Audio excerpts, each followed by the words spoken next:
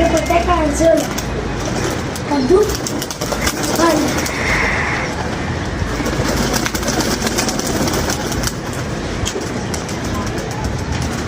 लाल आँख है नहीं लगती लाल।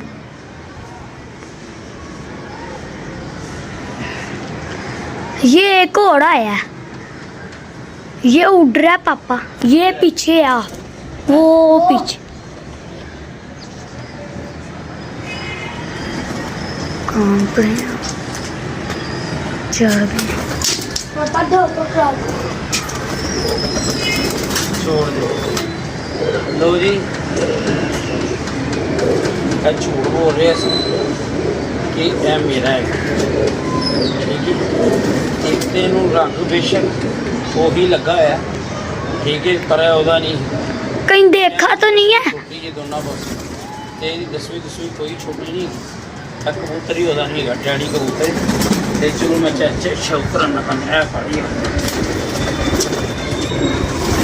मैं खुद आता हूँ, इसका हाथ नहीं जाना। छोड़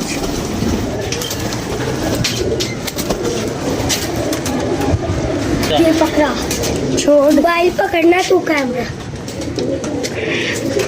चला जा ध्यान से पकड़।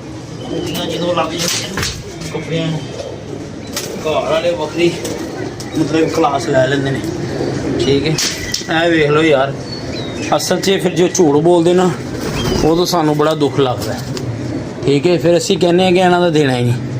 ਇਹ ਕਹਿ ਰਹੇ ਸੀ ਲਾਲ ਅੱਖਾਂ ਦਾ, ਇੱਧਰ ਆਓ, ਇਹ ਦੇਖੋ ਆਪਣੀ ਇਮਾਨਦਾਰੀ ਨਾਲ ਦੱਸੋ ਲਾਲ ਅੱਖ ਦਾ, ਠੀਕ ਹੈ। ਲਾਲ ਅੱਖ ਦਾ ਆਪਣੀ ਇਮਾਨਦਾਰੀ ਨਾਲ ਦੱਸੋ। ਤੇ ਇਹ ਵੇਖੋ कह रहा था रंग बेशक ਉਹਦਾ ਲੱਗਾ ਹੈ, ठीक है, सेंटर से पर सारे टूटे हैं।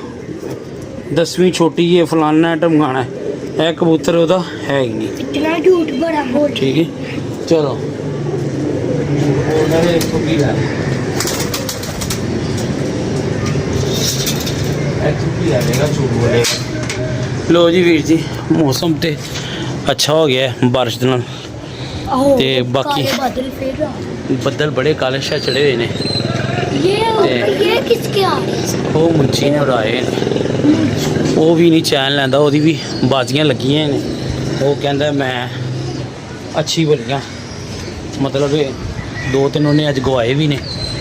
ਤੇ ਬਾਕੀ ਅੱਲਾ ਖੈਰ ਕਰੇ, ਮੌਸਮ ਖੁੱਲੇਗਾ ਤੇ ਮਜ਼ਾ ਆਏਗਾ ਕਬੂਤਰਬਾਜ਼ੀ ਦਾ ਵੀਰ ਜੀ, ਠੀਕ ਹੈ। ਤੇ ਕੱਲ੍ਹ ਵਾਸਤੇ ਸਾਨੂੰ ਇਜਾਜ਼ਤ ਦਿਓ, ਆਪਣੀਆਂ ਮੁਹੱਬਤਾਂ 'ਚ ਯਾਦ ਰੱਖਣਾ। ਅੱਲਾ ਹਾਫਿਜ਼।